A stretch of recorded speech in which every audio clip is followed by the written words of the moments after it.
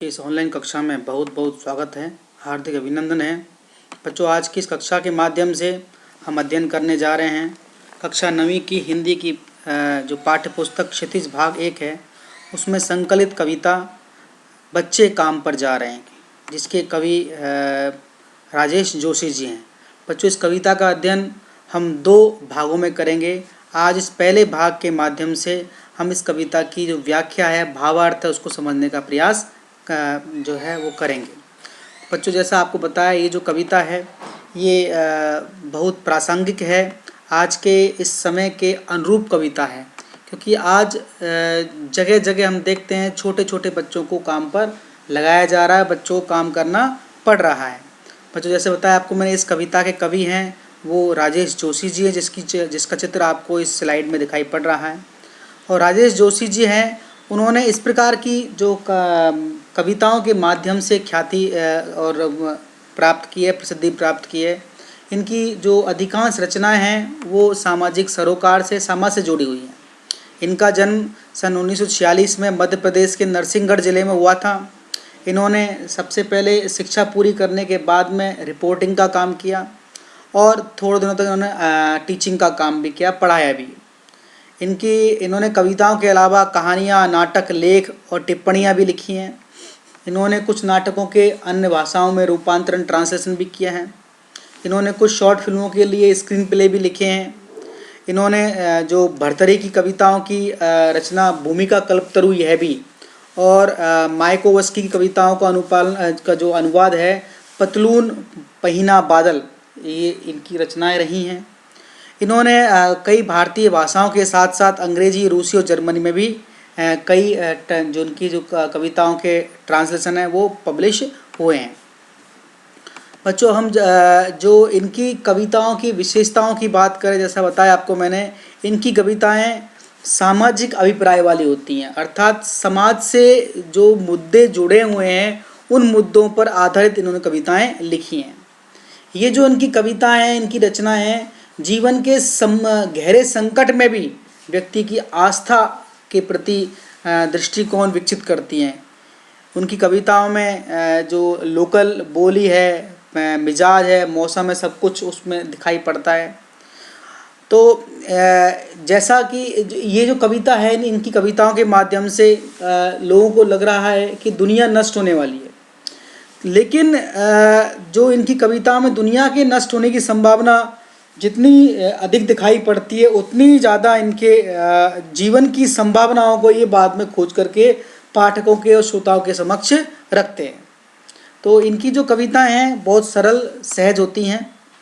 हम बात करें जो प्रस्तुत कविता है उसके बारे में। इनकी जो कविता है बच्चे काम पर जा रहे हैं, इस कविता में छोटे छोटे गरीब जो बच्चे हैं जिनका बचपन छीन लिया गया है, और उन बचपन छीन जाने की पीड़ा, जो दुख है, वो कवि की इस कविता के माध्यम से व्यक्त हुआ है कि समाज की कैसी परिस्थितियाँ हैं, उनकी आर्थिक परिस्थिति कैसी है, जिसके कारण उन बच्चों को खेल, शिक्षा और जीवन की जो लहर है, उमंग है, उससे दूर होकर के उन्हें काम करना पड़ रहा है, अपने परिवार का और अपना पेट पालन करने के लिए मेहनत करनी पड़ रही है। तो ये कविता उस संदर्भ में कवि ने लिखी है। हम बात करें इस कविता के सार की। राजेश जोशी जो कविता के लेखक हैं, इन्होंने हमेशा मानवीय दुख, खासकर बच्चों और महिलाओं के दुखों को अपनी कविताओं में स्थान दिया है। इन्होंने अधिकांश रचनाएं महिलाओं के और बच्चों के दुखों को समाज के सामने रखते हुए लिखी हैं। प्रस्तुत कविता जो है बच्चे काम पर जा रहे हैं, कवि इस बात से दुखी है कि बहुत सारे बच्चे ऐसे हैं जिन्हें अपना और अपने परिवार का पेट भरने के लिए काम पर जाना पड़ रहा है। उन्हें खेलने, पढ़ने, कूदने का मौका नहीं मिलता, और जो इस तरह उनका जो बचपन है वो छीन लिया जा रहा है। उनको जिम्मेदारियों के बोझ तले उनका बचपन नष्ट हो जा रहा है। तो इसलिए कवि इस कविता के माध्यम से समाज से, इस देश से प्रश्न पूछ रहा है कि आखिर बच्चे काम पर क्यों जा रहे हैं, क्या कारण है कि बच्चों को काम पर जाना पड़ रहा है। उनके अनुसार ये बहुत ही भयानक, डरावना दृश्य है कि छोटे छोटे बच्चों को सुबह सुबह स्कूल जाने के बजाय काम पर जाना पड़ रहा है। तो इसके बाद हम देखें, इस कविता में कवि आगे बताते हैं कि उन्हें ऐसा लग रहा है कि इस संसार के सारे खिलौने, सारी किताबें, खेलने की जगह सब खत्म हो गई हैं, इसलिए बच्चों को काम पर जाना पड़ रहा है, क्योंकि ये ना किताबें बची हैं, ना खिलौने बचे हैं, ना मैदान बचे हैं। लेकिन ऐसा नहीं है, क्योंकि किताबें भी हैं, खिलौने भी हैं, ठीक है, और मैदान भी हैं। तो इस बात से कभी और अधिक परेशान होता है कि सब कुछ होते हुए बच्चों को काम पर जाना पड़ रहा है। ये बहुत भयानक अवस्था है। इस कविता के माध्यम से कवि ने बाल मजदूरी या बाल श्रम पर अपना क्रोध, अपना गुस्सा व्यक्त किया है। उनके अनुसार ये बहुत ही गलत बात है कि सरकार और समाज को इस बात पर जरूर ध्यान देना चाहिए कि उन कारणों का पता लगाना चाहिए और उन कारणों को पता लगा करके उनकी समस्याओं को दूर करना चाहिए, जिसके कारण बच्चों को काम पर जाना पड़ रहा है। अगर हम भारतीय संविधान की बात करें, भारतीय संविधान के अनुच्छेद 24 में कारखानों, फैक्ट्रीज आदि में बालक बालिकाओं को लगाना, तो इसके विरोध का उल्लेख किया गया है, जिसके अनुसार 14 वर्ष से कम आयु के किसी बच्चे को किसी कारखाने या खान में, माइंस में काम करने के लिए नहीं लगाया जा सकता, और ना ही किसी अन्य संकट में नियोजन में, ऐसे जॉब्स में जहां बच्चों के लिए मुसीबतें या संकट उत्पन्न हो सकता है, वहां उनको अप्लाई नहीं किया जा सकता, उन बच्चों को काम पर नहीं लगाया जा सकता 14 वर्ष से कम उम्र के बच्चों के लिए। तो बच्चों, लेकिन यहाँ जो हम देखते हैं बहुत छोटे छोटे बच्चे काम पे जा रहे हैं, इनकी उम्र 14 वर्ष से भी कम है। जैसा बताया आपको मैंने, इस कविता के कवि राजेश जोशी हैं। अब हम बात करें इस कविता के भावार्थ के बारे में, तो पहली पंक्ति है इसकी, कोहरे से ढकी सड़क पर बच्चे काम पर जा रहे हैं, सुबह सुबह बच्चे काम पर जा रहे हैं। हमारे समय की सबसे भयानक पंक्ति है यह। भयानक है, इसे विवरण की तरह लिखा जाना चाहिए, इसे सवाल की तरह, काम पर क्यों जा रहे हैं बच्चे। ठीक है, तो हम बात करें इसके भावार्थ की। हमको दो दृश्य दिख रहे हैं कि ये दृश्य है जिसमें जो सड़क है कोहरे से ढकी हुई है, बिल्कुल ढकी हुई है, और बेहद अधिक ठंड पड़ी हुई है, और इस ठंड के अंदर भी बालकों को काम पर जाना पड़ रहा है, उनको अपने परिवार का पेट पालने के लिए। तो यहाँ पहली पंक्तियों में लिखा गया, राय जोशी कहते हैं, हमारे समाज में जो बाल मजदूरी की समस्या है उसको वो प्रकट करते हैं, सामने रखते हैं, और हमारा ध्यान इस समस्या की ओर आकर्षित करने की कोशिश करते हैं। उसने प्रथम पंक्ति में लिखा है कि बहुत ही ठंड का मौसम है, कोहरा है, और सुबह का वक्त है, और चारों तरफ कोहरा छाया हुआ है, सड़कें भी कोहरे से ढकी हुई है। परंतु इतनी ठंड में भी उन छोटे छोटे बच्चों को उस ठंड में भी कोहरे से ढकी सड़क में भी चलते हुए अपने अपने काम पर जाने के लिए वो बच्चे मजबूर हैं। क्योंकि उन्हें अपने और अपने परिवार की रोजी रोटी का इंतजाम करना है, परिवार का पालन पोषण करना है।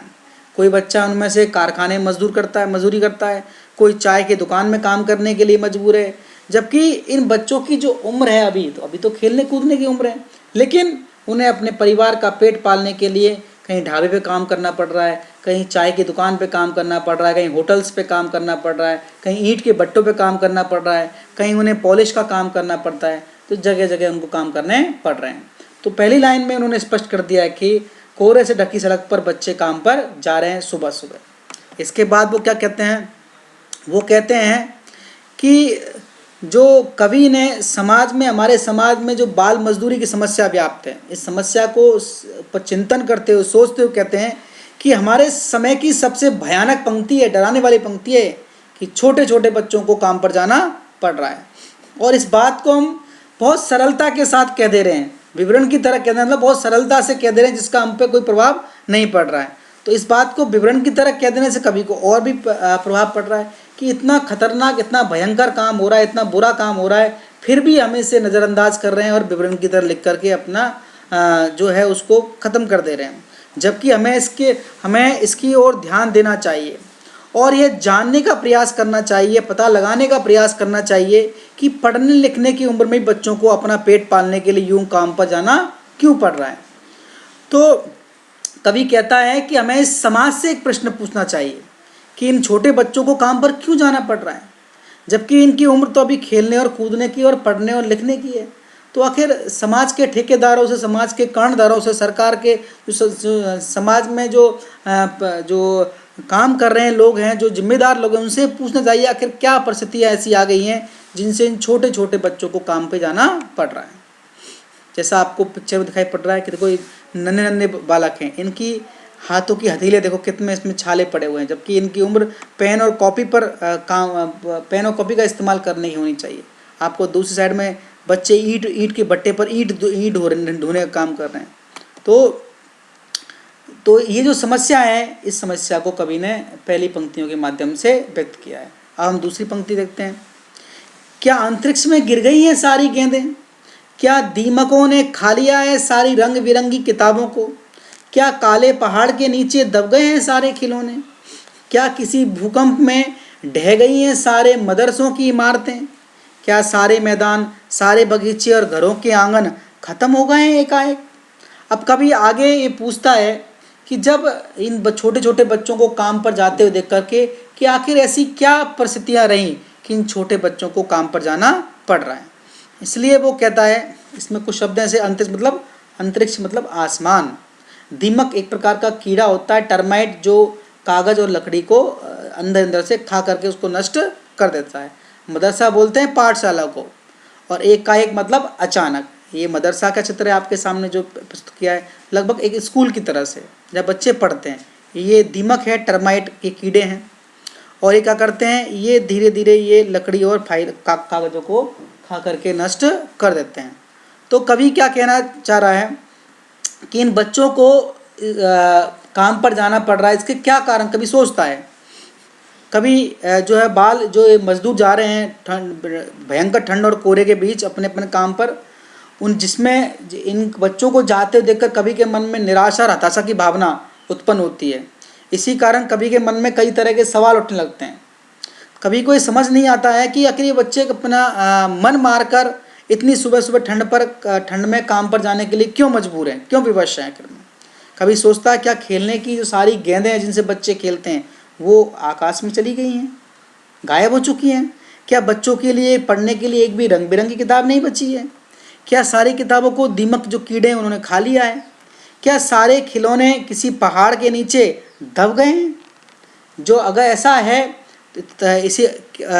इसी कारण तो बच्चे ये काम नहीं कर पा रहे हैं। क्या इन बच्चों के लिए अब कुछ नहीं बचा हुआ है। क्या इन बच्चों को पढ़ाने वाले मदरसे और विद्यालय भूकंप में टूट चुके हैं। जो ये बच्चे पढ़ाई और खेल के मैदान को छोड़कर काम पे जा रहे हैं। ठीक है, अगर ऐसा है, कभी सोचता है कि उसको लगता है कि बच्चों के पढ़ने की, खेलने की, कूदने की सारी जो चीज़ें और मैदान हैं, जगह हैं, वो सारे नष्ट हो गए हैं।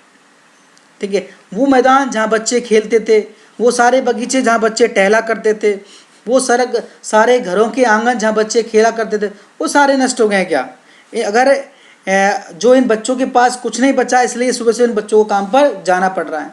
अगर ऐसा है, कभी सोचता है तो कभी आगे की पंक्ति में जवाब देता है, अगर ऐसा है तो ये बहुत ही भयानक बात है। तो फिर बचा ही क्या इस दुनिया में। कितना भयानक होता अगर ऐसा होता। भयानक है, लेकिन इससे भी ज़्यादा यह है कि सारी चीज़ें हंस मामूल, पर दुनिया की हज़ारों सड़कों से गुजरते बच्चे, बहुत छोटे छोटे बच्चे काम पर जा रहे हैं। लेकिन कवि के लिए सोचने की बात और भी है। यहाँ एक नया वर्ड आया, हंस मामूल।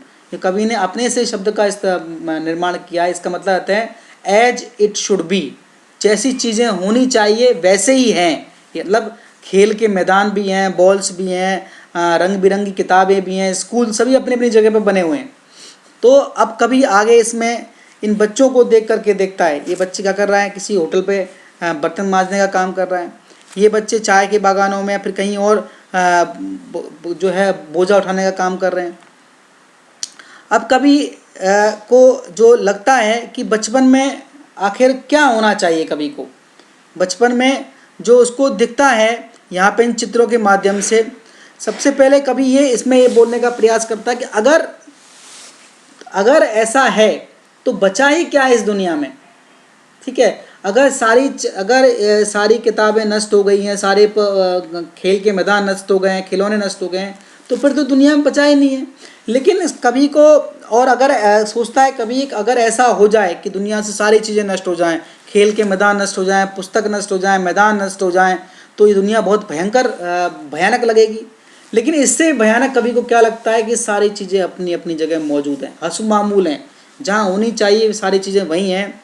फिर भी तो ऐसी क्या परिस्थिति बन गई कि इन छोटे छोटे बच्चों को स्कूल जाना पड़ रहा है। तो कभी इस बात पर विचार करने के लिए लोगों को कहता है कि आखिर सब चीज़ें दुनिया में मौजूद हैं, फिर भी इन छोटे छोटे बच्चों को आखिर काम पर जाना पड़ रहा है। तो कवि के लिए बहुत ही दुखद चीज़ मानता है कवि इसको। जैसा मैंने आपको बताया इस पिक्चर में, ये बच्चे इस प्रकार काम करते हुए दिखाई पड़ रहे हैं।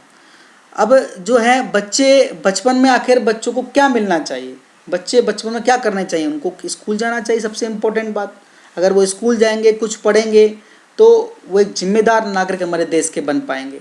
बच्चों को क्लास में बैठ कर के जिस तरह आप स्कूल जाते हो, इस तरह बच्चों को स्कूल जाने के पूरे समान अवसर प्राप्त होने चाहिए। ठीक है, इसीलिए गवर्नमेंट ने RT राइट टू एजुकेशन लागू किया था।